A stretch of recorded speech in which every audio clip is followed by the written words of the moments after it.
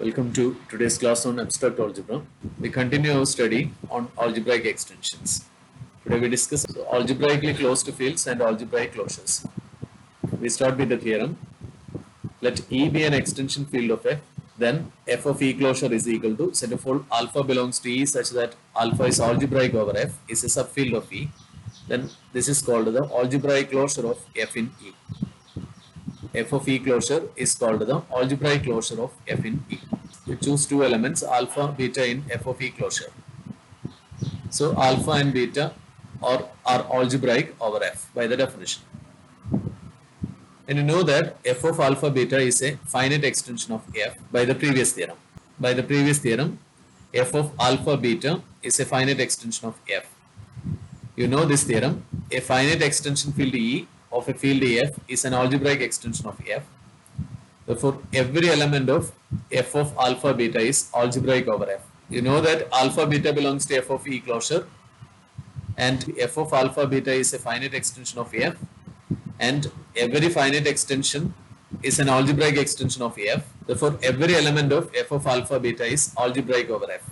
That is, F of alpha beta is contained in F of E closure. So from this, alpha beta and every element of F of alpha beta is contained in F of E closure. Thus, alpha plus beta, alpha beta and alpha minus beta are contained in F of E closure. Also, alpha by beta for beta not equal to 0 is also in F of E closure. So, F of E closure is a subfield of E. So, what we have seen is, if E is an extension field of F, then F of E closure, the algebraic closure, is a subfield of E. Now, a corollary to that theorem, the set of all algebraic numbers forms a field. We have, this is the definition of an algebraic number, an element of C that is algebraic over Q is an algebraic number. Therefore, the set of all algebraic numbers is the algebraic closure of Q in C by this definition. An element of C that is algebraic over Q is an algebraic number. Therefore, the set of all algebraic numbers is the algebraic closure of Q in C. Hence, by the previous theorem, set of all algebraic numbers forms a field. You can write the proof in this way also. Let A be the set of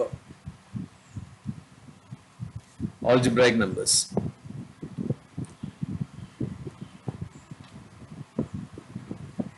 That is, A equal to set of all Z in C such that Z is algebraic over Q.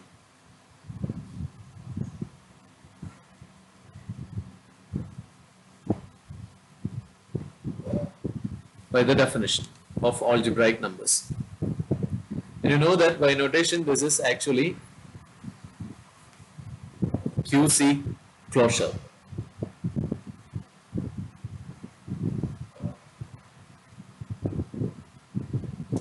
That is the algebraic closure of Q in C. That is, A is equal to Q C closure, algebraic closure of Q in C, which is a field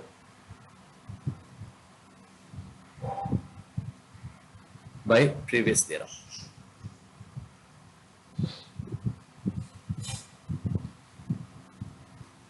Therefore, set of algebraic numbers forms a field. Now we have a definition. A field F is algebraically closed if every non-constant polynomial in F of X has a 0 in F. Note that a field F can be the algebraic closure of F in an extension field E without F being algebraically closed. For example, Q is the algebraic closure of Q in Q of X.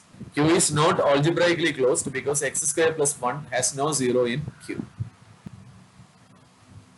Now we have a theorem. A field F is algebraically closed if and only if every non-constant polynomial in F of X factors in F of X into linear factors. Proof.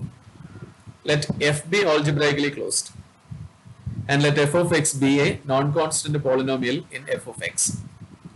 Then, since F is algebraically closed, F of X has a 0, A in F.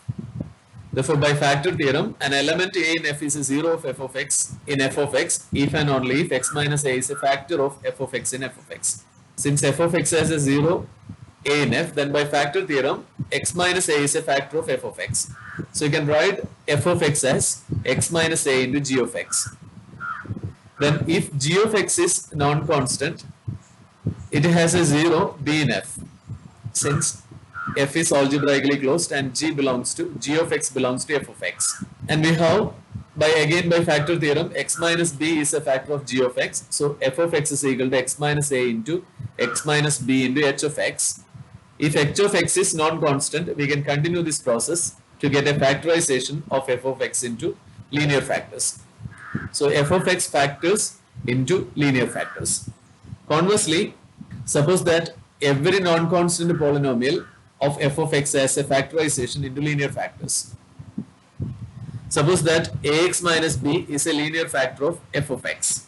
That is, you can write f of x as ax minus b into some g of x. Then you can take a outside, a into x minus b by a into g of x. F of x is equal to. So this implies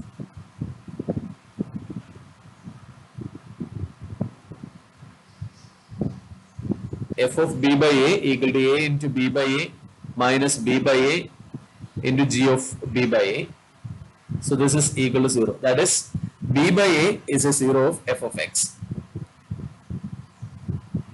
So every non-constant polynomial has a 0 in f, therefore f is algebraically closed. So this proves that theorem. Now we have a corollary to the theorem. An algebraically closed field f has no proper algebraic extensions. That is, no algebraic extension E with f properly contained in E. F is a proper subfield of E. We write the proof. Let f be algebraically closed.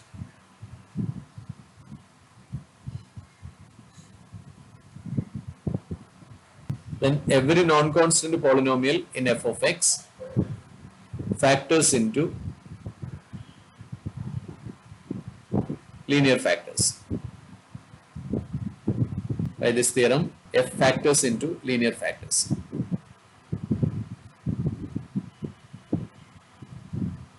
Therefore, the only irreducible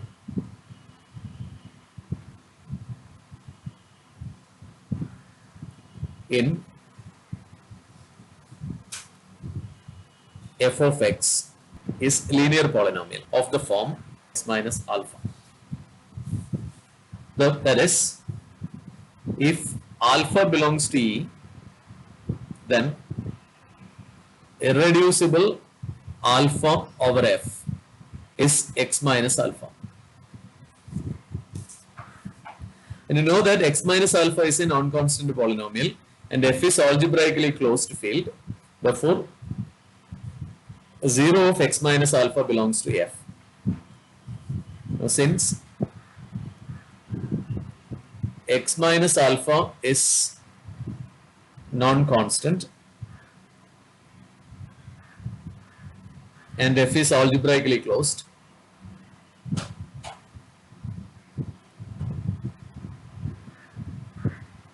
zero of x minus alpha belongs to f.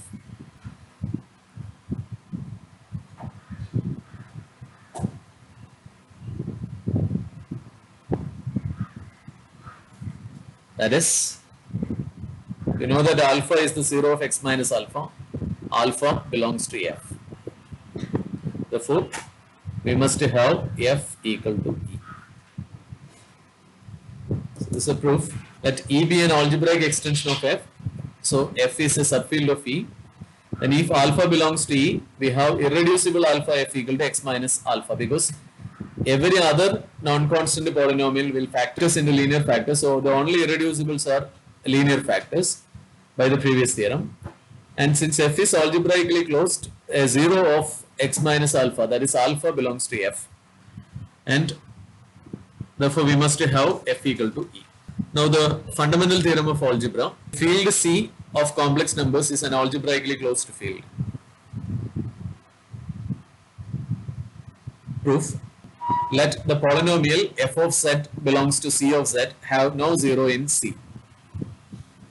Then that is f of z not equal to 0 for all z and C.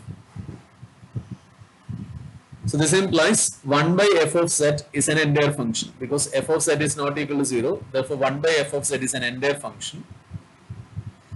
That is 1 by f is analytic everywhere.